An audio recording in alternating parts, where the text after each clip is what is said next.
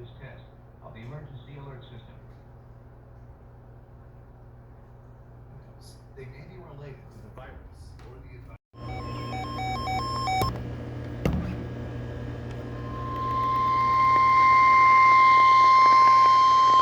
The National Weather Service in Cleveland has issued a special marine warning for near-shore and open waters from the Islands, Ohio to Avon Point, Ohio, until 5:15 p.m. Eastern Daylight Time.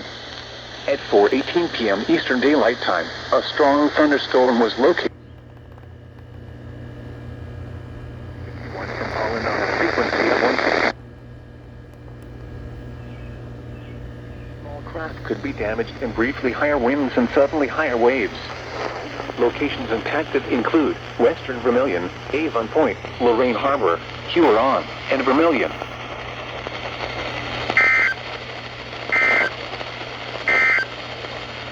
On the latest weather map, a cold front tracks through tonight into early Tuesday.